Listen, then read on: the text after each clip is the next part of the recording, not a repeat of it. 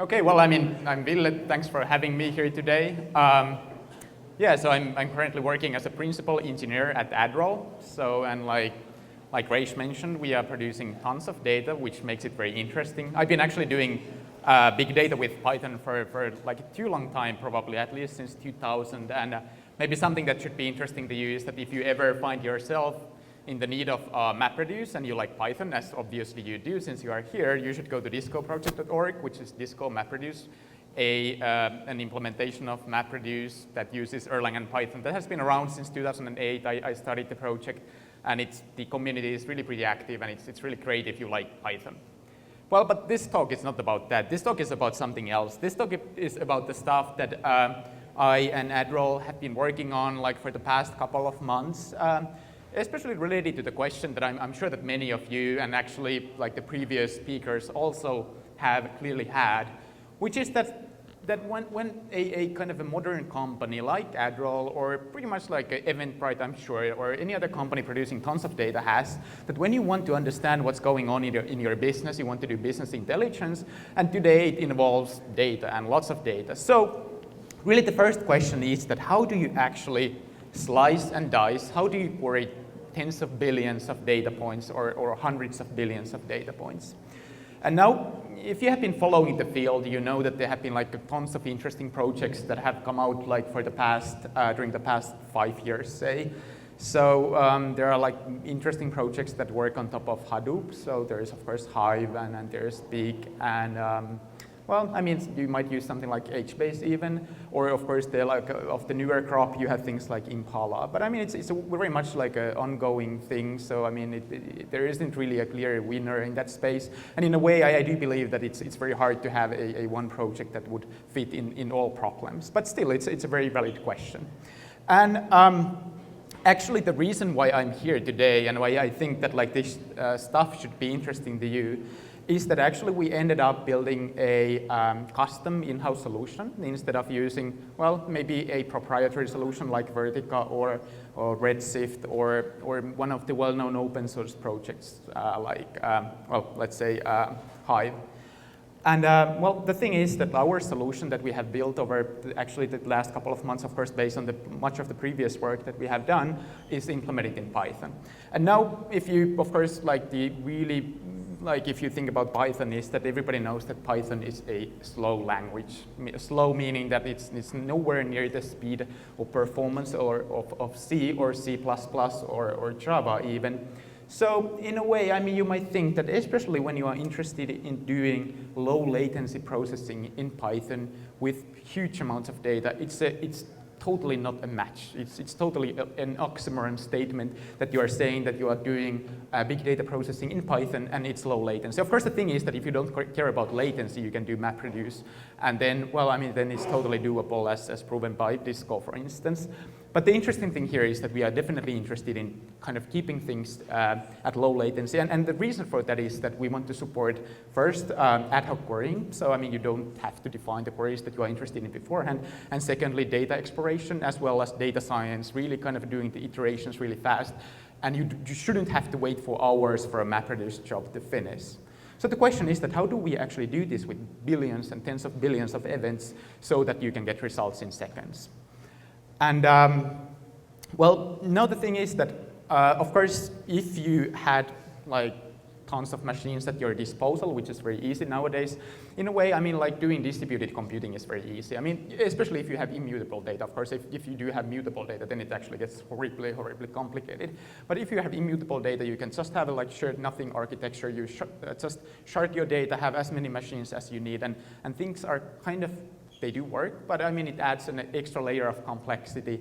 And it adds also, of course, like all kinds of issues with cost and complexity and so forth. And especially when you are starting to do more complicated advanced things like data science, you really want to keep things simple.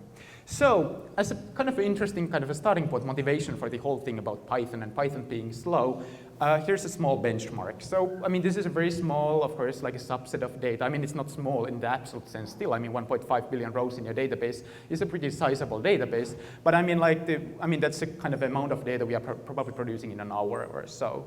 So the size of the data set is about a little bit more than half a terabyte, so not that much. Obviously, in our benchmark, we really care about latency, so smaller execution time is better. We chose the fastest result from 10 consecutive runs, meaning that, well, I mean, like if there happens to be just one bad query for some reason, we don't count that. And we don't, of course, cache the results. So this is really about like testing the querying performance. Well, now the thing is that we are comparing our system in this motivational example to Amazon Redshift. And I guess we'll actually mention about Redshift in the last talk. So unless you have heard about Redshift, it's a data warehouse offering by Amazon, meaning that it's basically a data warehouse as a service. So if you have ever used Amazon services, so you know that it's very easy to get started with these things. So you just click a button and you have your own data warehouse up and running. Well, in this case, like I mentioned, I mean, like this is not about distributed computing. That would be a separate talk. I mean, this kind of, in many ways, I mean, that's kind of, I mean, there are really many good solutions for that. This is about asking how much we can actually do with a single machine. So look, I mean, we are taking a single server. That's actually the most powerful server that you can find in Amazon with 244 gigabytes of memory, 16 cores. And so it's pretty much a monster machine. So it's really a pretty decent iron. And we pick a comparable cluster in Redshift. So we take 3 nodes, unfortunately, since kind of otherwise it wouldn't work. And actually, in this case, Redshift is getting twice the number of cores, but about the same amount of RAM. And well, so it happens that actually Redshift, if you run it in this configuration, it would end up being a little bit costlier. But I mean, maybe that's not the consideration.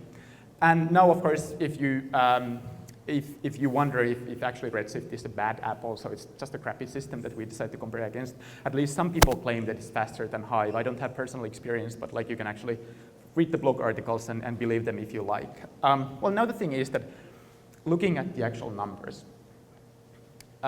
since this is all about analytics, so I should have made it maybe more clear that in contrast to maybe, let's say, Elasticsearch, which is really great for heterogeneous data and structured data and so forth. This is really about like having numerical data, having tons of numerical data, and having large aggregations over numerical data, and not so much about looking up single rows in a database like what you would do with a NoSQL database or key-value database, say. So in this case, we are taking probably the simplest aggregation that you can imagine. You are summing over a column in a table. And remember that, again, we have about 1.5 billion rows, so you are basically summing over 1.5 billion values. So it's a non-trivial thing, but as you can see, both Redshift and our system kind of manage that pretty well. And yes, our system is faster, but I mean, the difference isn't that huge. One thing to note here is that, of course, both the systems scale pretty much linearly. So imagine that if you had 10 times more data, 15 billion data points, Redshift would most likely take something like 19 seconds, and our system would take 6 seconds. So it's not an order of magnitude difference, but it actually might make a difference when you're actually doing your interactive analysis. Another example, a typical thing that you might want to do is that you take an aggregation and you want to group that by a dimension. Dimension might be a country, it might be a customer ID, or something of that kind. Again, I mean, the systems are pretty much comparable, and again, you might consider that it's pretty amazing that something written in Python is as fast as pretty much state-of-the-art distributed database that's really kind of written by people who should know what they're doing, and I'm sure that they do. Well, actually, things start getting more interesting when you start taking aggregations over a number of columns. So here we are taking an aggregation, the same summing over 7 columns, and now suddenly our system is 5 times faster than Redshift. So you can kind of guess the pattern. Actually, if you fast forward this to 250 columns, you can see that Amazon starts taking 8 minutes, whereas our system is pretty much the same as before. And now, of course, you might say that, well, it's a pretty kind of a bad example. I mean, no one ever wants to do an aggregation over 250 columns. Well, except if you do data mining or data science or anything of that kind that actually, let's say, it requires you to kind of take all the features of a certain kind, and then you want to see the results. So it's actually a pretty realistic example, and this was one of the motivating reasons why we started considering alternatives to Redshift. Since, of course, as you can imagine, this only gets worse when you get more data. So, again, this is a Python-based system. I mean, it should be totally impossible to have anything like this. So, I mean, it's a single server. It's 1.5 billion data points, and it's outperforming the best of the breed system running on 3 servers, having twice the number of cores. Well, actually, it's a real system. It does exist, and the stack looks pretty much like this. So I know that I don't have too much time, so unfortunately I don't go into detail here. So this is pretty much an overview talk. I'm pretty happy to kind of give you any details you might be interested in after the talk. But I just want to highlight these 3 items here. And so basically just to give you an idea how it works, I mean, typically analysts or anyone actually wanting to do the interactive analysis or data exploration actually would use a tool like Excel or Tableau, which is a visual business intelligence tool, to actually generate SQL queries that then hit Postgres, that then actually hit this thing called multicore that I'll be talking about soon. Then it hits our servers, then it goes to these worker processes that we have 1 per core, and then it goes to this thing called Numba, more about that later, and then to LLVM, and then to our specially encoded data. And that's pretty much the process how it works. And I want to highlight these things there, I mean, starting from bottom up, since I think that's the interesting part. Well, really the thing and the secret sauce here, and the reason why it is actually possible to do this with Python is that we do care about data structures. So the thing is that actually kind of caring about the language that you are using, in a way, yes, you can get like really order of magnitude improvements, let's say 10 times faster if you use C instead of Python. But the thing is that you can get infinite improvements if you actually rethink the algorithms and if you rethink the data structures that you are using. So let me just give you a kind of a quick idea what I'm talking about. So here, that's really the data that we are talking about. So it's events. I mean, I'm sure that like all of you have seen something like this. So it's basically like JSON messages. The data is produced by our system, so it's very homogeneous. We know the fields that it contains, and they all have the same form, basically. And like you see, I mean, like we have some Boolean fields, some strings, some integers, all nice and simple. Now, of course, well, again, I mean, we have 1.5 billion of these rows in the benchmark. Well, I mean, since it's very homogeneous data, what you can do is that you can, of course, drop the keys, you can drop the field names, and again, it's the same data, nothing changes. It's a very trivial transformation. Well, I mean, what you can do as well is that, of course, if this is just JSON, it's most likely strings, maybe sitting somewhere on your disk waiting to be decoded as JSON, so that's not very nice. What you can do instead is that you can actually encode everything as integers. So again, I mean, like here, so true and false could be zeros and ones, obviously. Countries can be encoded with integers between, let's say, 0 and 300, like you give an integer to each country. The cost could be, again, another integer, obviously. So you get this like a nice matrix of integers. So it's a 3 by 3 matrix. And now, well, the thing is that computers actually do like matrices. So matrices are really, really nice in computers' point of view. And, well, the thing is that that's, of course, this very small matrix. Actually, if you now think that we have 1.5 billion of those rows, it looks more something like this, and this is not 1.5 billion, this is something like 200, but you get the idea. It's just kind of the same idea. We have lots of integers, but instead of having a one big solid red matrix, it's sparse, it's spotty red, meaning that actually we don't have values for all possible rows, so it becomes a sparse matrix.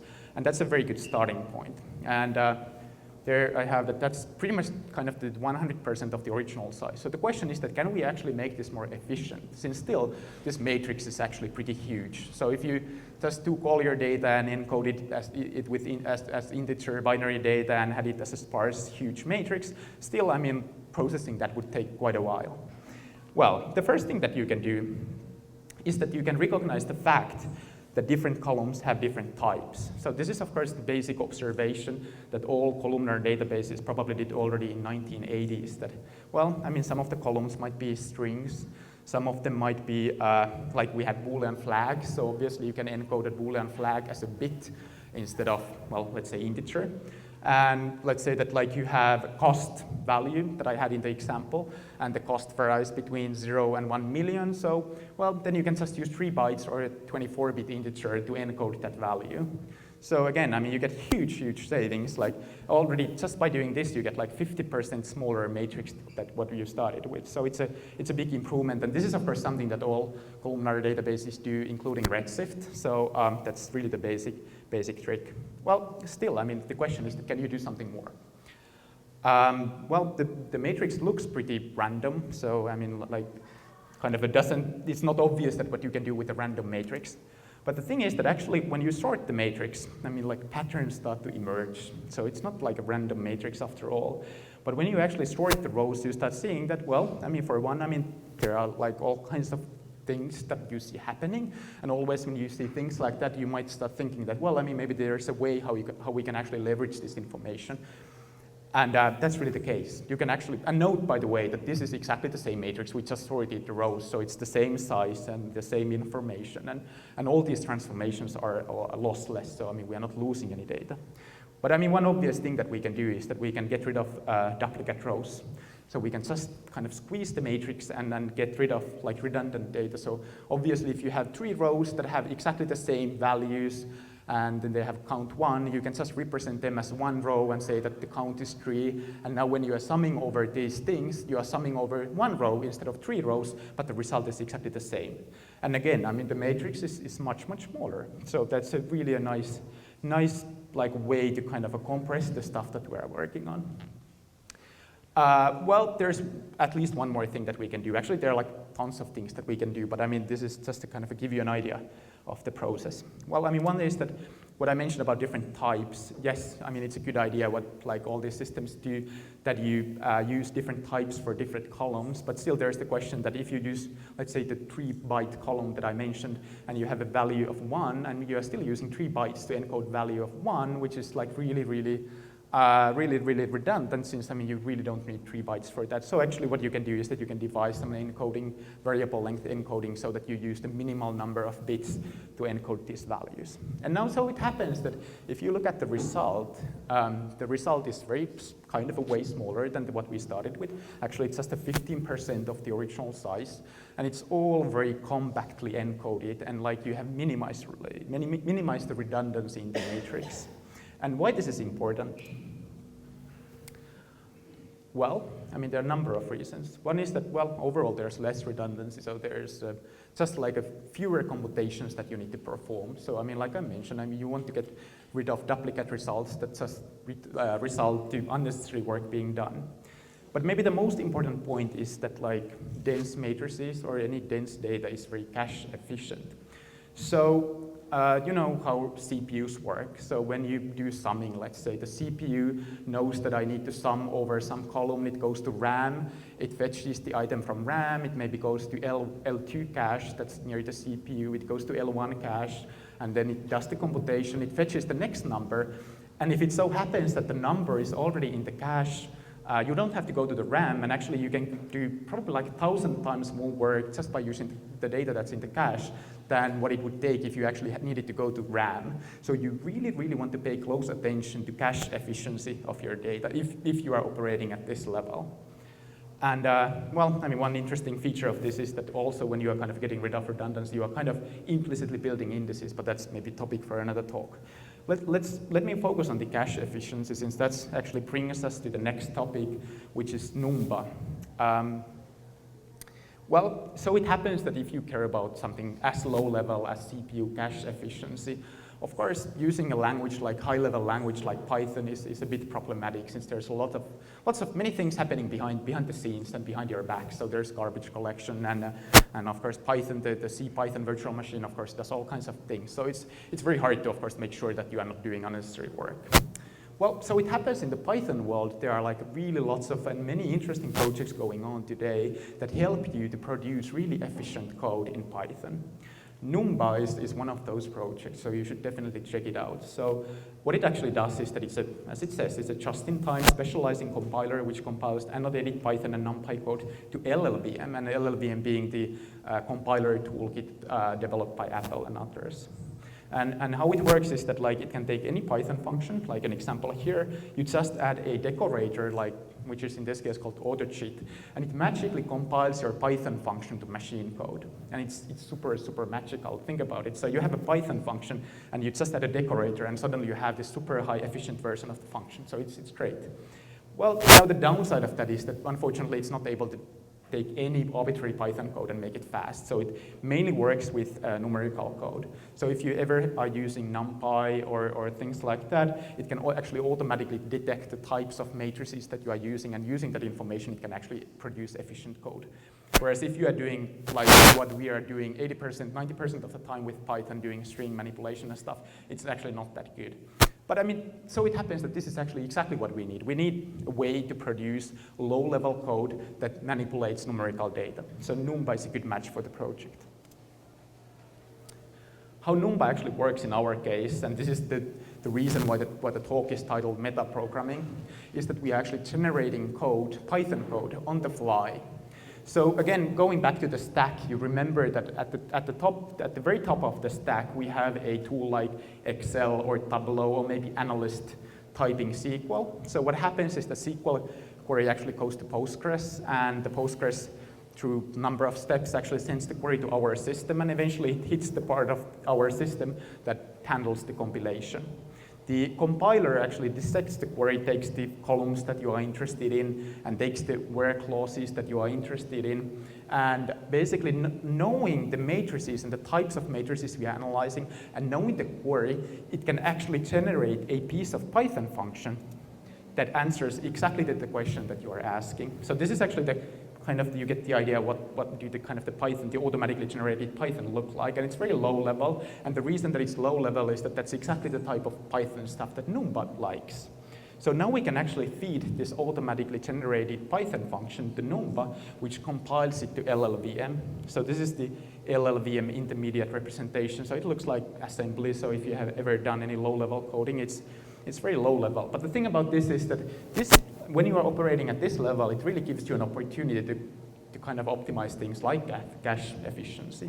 And of course, the thing is that now, I mean, we are actually producing a piece of code that's it's basically specialized for the type of the query and for the kind of the data that we are operating on, which is another key to efficiency that we are seeing.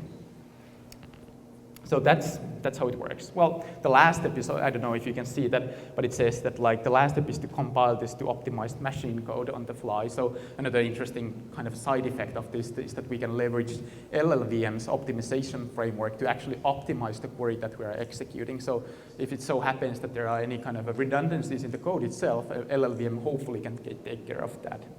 So that's really super awesome, and that's also a key why we can both combine the densely encoded matrices with densely optimized code and get the result that you saw earlier. Well, now, let me actually check the time. So, okay, I'm almost practically running out of time. Let me just fast forward. So, the thing is that, like I mentioned, no system is an island. The analysts actually want to use this. Analysts like SQL, as we heard in the previous presentation. So we want to provide a SQL interface. Now, of course, we are not as insane as that we would be thinking that we can actually implement the SQL standard by ourselves. And knowing that there are really excellent projects around, like Postgres, I mean, of course, we do want to leverage the whatever is available. And now, of course, there's the question that how do you actually use something like Postgres or any relational database with like a NoSQL custom system that we built. Well, now let me introduce you to Multicorn. So again, if you have never heard about Multicorn, actually I hadn't, so I mean you should definitely check it out. Yet another thing that like you should be using, it's a way how you can actually map your any Python data source. Yeah, I know I should be. Well, anyway, let me just fast forward. I know we are running out of time. Anyway, the point is that you can write things in Python and they will show up as normal tables in your Postgres database. So you can actually do all kinds of joins, all the magic in SQL, while actually offloading the big data stuff to the whatever backend you might be using and the deliverable in our case. Well, let me just quickly conclude my talk. Yes, is this cheating? Yes, and that's exactly the point. What do you want to do with a language like Python is that you want to embed all the domain knowledge that you have and all the tricks, all the kind of the information about the constraints that you know that, well, we will never need queries like this, and you want to implement the system that really takes that into account. And the key thing here is that you can actually outperform any system built in any language when you just design your data structures correctly, even if you are using Python. And actually, it might be that, especially when you are using Python, since many of these things that I showed here would have been such that, yes, they are possible to implement in C, but I mean, it would have been extremely painful to do all those transformations and stuff in C, which is which is quite not as expressive as Python. So you can actually benefit from the fact that Python is really expressive and do things that would be way too complicated to implement in a low-level language, and actually you can beat a low-level language in their own game in this way. So thank you. So actually we are using Erlang, by the way. So.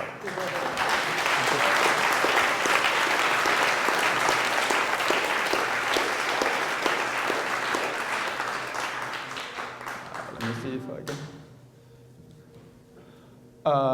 Okay. I think I'm confused. Is it the software I can use now? Does it have dependencies on Numba? Oh yeah, well, unfortunately, so it happens that I actually haven't asked my boss yet if we can open source this, so no, it's not yet available. But I hope that what's the kind of the take-home message here is that you should definitely check out Numba, you should check out Multicorn, and you should also always have the feeling that anything is possible with Python. So I mean, if anyone tries to tell you that it's not fast enough, I mean, they are wrong. I mean, like, it's really not the case. But yes, it does require some work. Do you see a possible implementation of Blaze for multiple data type optimization? Well, if I remember correctly, Blaze is actually another project by Continuum.io, which is behind Numba, and they have like a very similar worldview, how you can actually efficiently encode matrices and perform fast computation on matrices. And I'm definitely looking forward to whatever they end up doing. So it just so happens that this was something that we needed now, and well, I mean, and Blaze is not yet available, at least not the features that we would need. Oh, that's an excellent question, yeah. So the question was that, like, how much of the performance difference between Redshift and Electron can be attributed to the fact that actually our system is running on a single machine, whereas Redshift is running on multiple machines. So obviously there's some like a network overhead. So, well, I mean, one thing is that, especially when it comes to kind of a basic summing over columns, of course, actually how Redshift works is that it offloads like computation to these individual shards, and the shards just like return whatever like intermediate results. So there should be very little like a network communication happening between the nodes. And actually there's a dashboard in Redshift that shows you the network communication, and it's really pretty minimal. So I don't believe that that's the reason. It's really, well, okay, maybe I shouldn't elaborate. Okay, go ahead. Yes, so multi-core. That's a very good question. Of course, the whole point behind this thing is that, well, I mean, we definitely want to be doing and like utilizing all the cores that we have on the machine. It's very CPU intensive thing. So I mean, yes, you do want to use all the CPU power. Well, I mean, like really the obvious thing with multi-core is that you have, so you have K nodes, K cores on your system, so you have K processes. So I mean, you have one process, one worker process per core. Well, I mean, the things are practically not quite as simple. What you do want to do as well is that there's this thing in Linux that you can actually set the task affinity so that the kernel won't be like a moving process around, especially with a machine like ours, which is actually a non-uniform memory access machine. So you want to kind of pay attention to things like that. But yes, the basic approach is to have well, I mean, like in this case, 16 Python processes running on the machine.